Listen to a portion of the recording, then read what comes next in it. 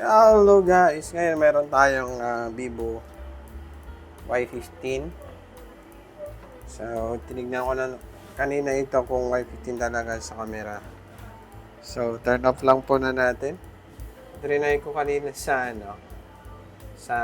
Hydra. Ano lang kasi yung save format. So, kaya nag-error. So, ang gagawin ko na lang dito tayo sa may unlock tool, no? Vivo Opo. And then, try natin i-reformat. Ayan.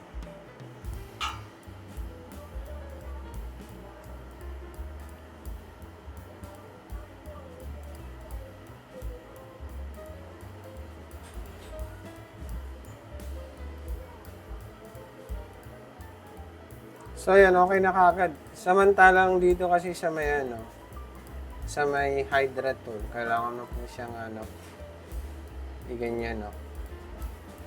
Ayan, Vivo Preloader M1 para magpasa. So, ita-try mo yan. So, kapag dito sa unlock tool, mabilis lang. So, baka updated na rin kagad ito. So, pag ayaw pa rin, pwede nyo subukan dito sa may MTK Preloader Authentication. Pero okay naman na kagad siya dyan. Ayun na lang mag-try. So, ang dami kasing pagpilian sa Hydra, nakakasar, no? Pero ito, factory reset lang, tanggal na yung FRP, tanggal na rin yung pinaka-user data. Shoutout pala sa mga kaibigan natin dyan, mga taga-subaybay.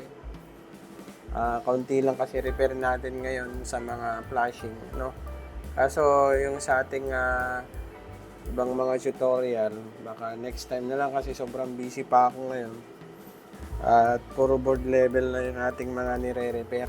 Hindi na siya after ng training ko sa ARH. So, dagsana yung mga repair na rin natin at tumatanggap na rin tayo ng mga mas mahihirap na mga repair, ano. So, kagaya nga na itong kanina,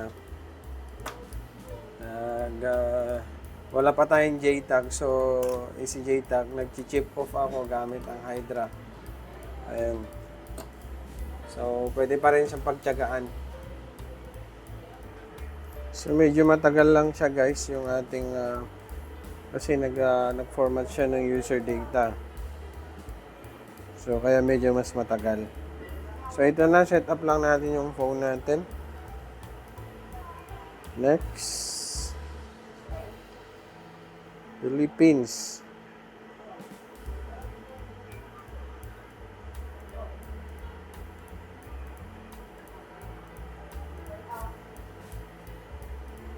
So, nasingil ko pa to guys ng 500. Ewan ko lang sa inyo, baka 150 na lang sa ibang lugar to.